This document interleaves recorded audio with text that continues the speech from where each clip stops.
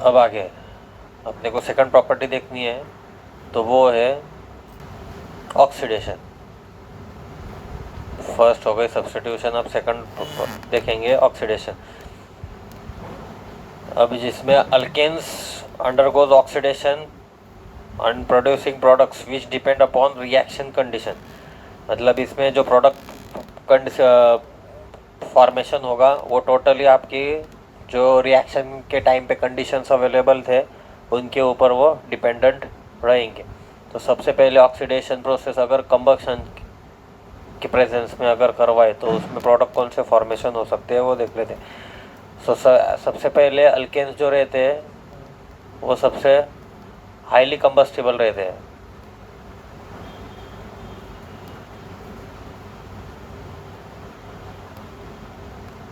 और उसके कारण वो बर्न इजीली होते हैं विथ नॉन लुमिनस फ्लेम, जिसमें कुछ ब्राइट फ्लेम नहीं रहती है, एक हल्की सी धीमी आंच रह सकती है।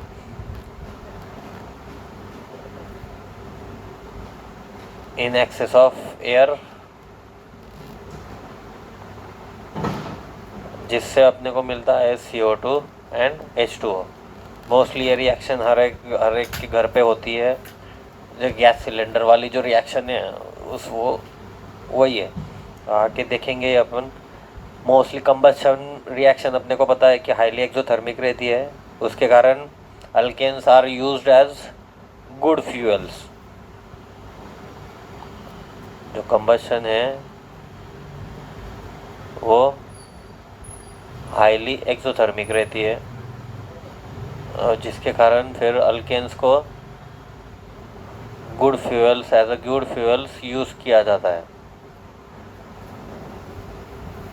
अब इसकी अगर रिएक्शन अगर लेने जाए तो वो इस टाइप की होगी। एक जनरल रिएक्शन कि अल्केन लिया CnH2n+2 और इसकी रिएक्शन अगर करवा दी ऑक्सीजन के साथ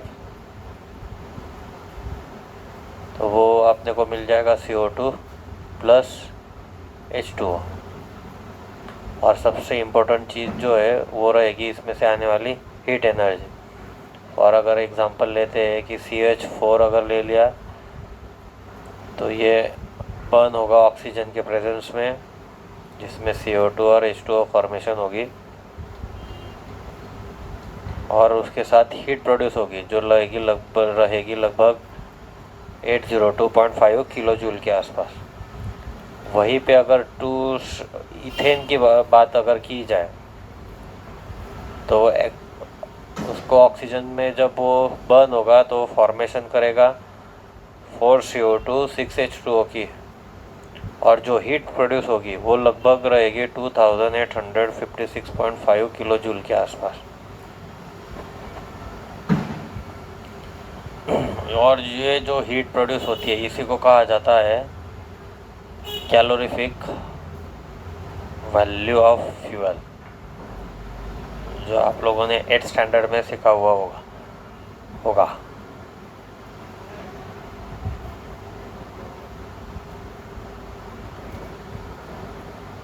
ओके, तो ये हो गई आपकी कंबशन प्रोसेस।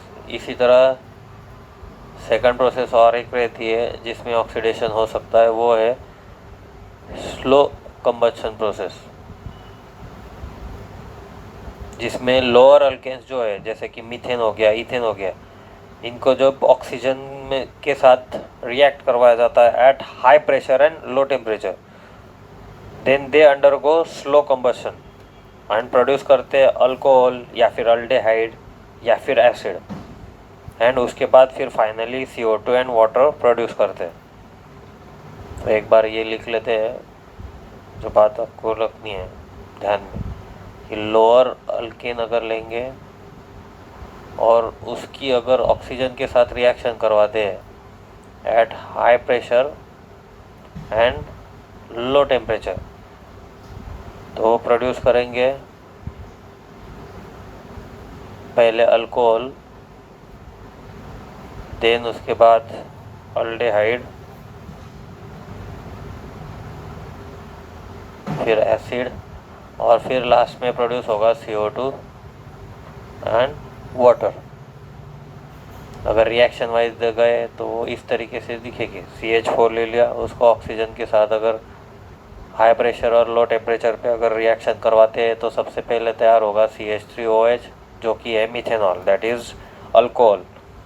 अगर ये प्रोसेस अगर कंटिन्यू रखी eight high pressure and low temperature तो अगला वाला कंपाउंड जो रहेगा वो रहेगा CH2OH ट्वाइस, जो रहेगा अनस्टेबल। अगर सेम प्रोसेस अगर कंटिन्यू रखी तो अगला प्रोडक्शन होगा HCAHO, जो कि रहेगा मिथेनॉल। उसके बाद अगर वापस से कंटिन्यूस अगर रखा तो इस टाइप पे जो प्रोड्यूस होगा वो रहेगा मेथेनोइक एसिड। और सबसे लास्ट में अगर प्रोसेस कंटिन्यू रखा गया तो फिर फॉर्मेशन होगा CO2 प्लस H2O का। तो ये जो पूरी की पूरी प्रोसेस रहेगी ये स्लो कंबस्शन रहेगी, क्योंकि इसमें हाई प्रेशर है और लो टेम्परेचर है, उसके कारण फिर ये स्लो रेट रहेगा इसका कंबस्शन का।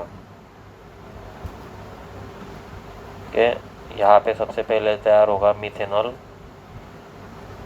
फिर उसके बाद एक अनस्टेबल कंपाउंड के बाद होगा मिथेनॉल, और उसके बाद होगा मिथेनोइक एसिड।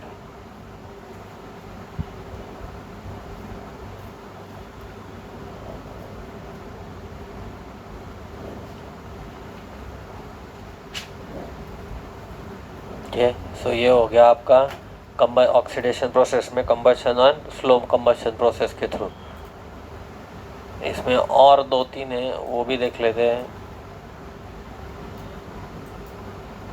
कि ऑक्सीडेशन में तीसरी जो प्रोसेस का यूज़ किया जा सकता है वो है catalytic oxidation.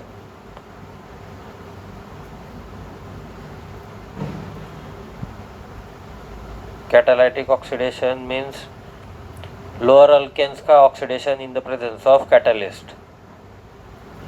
In the presence of catalyst में होगा जो प्रोड्यूस करेगा अल्कोहल या फिर अल्डेहाइड्स, या फिर दोनों को। Lower alkanes plus O2 presence में किसका, कुछ ना कुछ कैटालिस्ट रहेगा जिससे तैयार होंगे अल्कोहल और अल्डेहाइड। एग्जाम्पल अगर ले, हाँ, इसी में अगर हायर अल्केन्स अगर रहे ऑक्सीजन के साथ कैटालिस्ट के प्रेजेंस में अगर रिएक्शन करवाए तो तैयार होने वाले फैटी एसिड्स रहेंगे। एग्जाम्पल अगर ले CH4 प्लस O2 अगर किया जाए और यहाँ पे 100 एटमॉस्फेरिक प्रेशर रहा, कॉपर रहा Cu3 और 200 डिग्री सेल्सियस का अगर टेम्परेचर रखा गया तो फॉर्मेशन हो जाएगा मिथेनॉल का। वहीं पे अगर CH4 प्लस ऑक्सीजन इसकी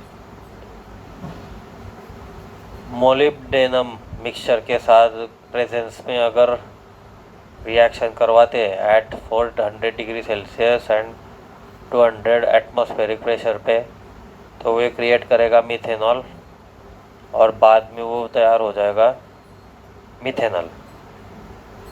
और वहीं पे अगर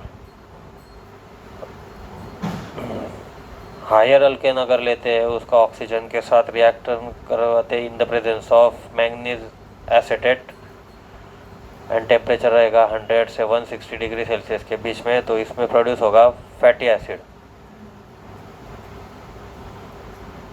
ओके, तो ये रहेगी आपकी third oxidation method.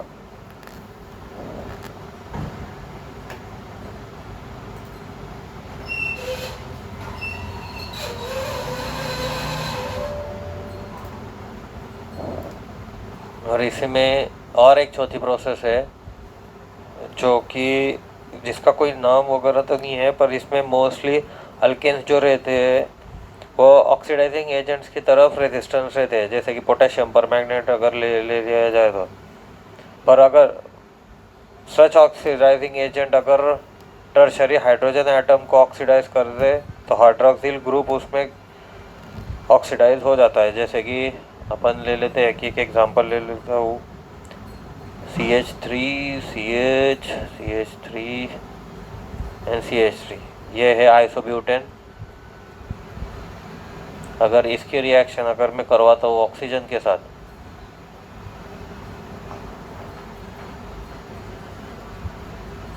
In the presence of oxidizing agent KMnO4, तो यहाँ पे तैयार हो जाएगा आपका CH3,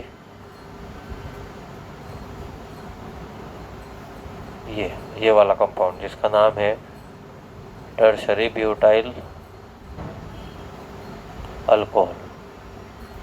तो एक प्रोसेस है जिसमें आप ऑक्सीडाइजिंग एजेंट की तरफ तो अल्केन्स का रेजिस्टेंट रहता है, पर फिर भी ऑक्सीडाइजिंग एजेंट अगर टर्शरी हाइड्रोजन एटम को ऑक्सीडाइज कर दे तो वो हो जाएगा हाइड्रोक्सिल ग्रुप, जैसे कि एग्जांपल में दिया गया है उस तरीके से। ओके, तो ये थी आपकी ऑक्सीडेशन प्रोसेस के 4 डिफरेंट मेथड्स।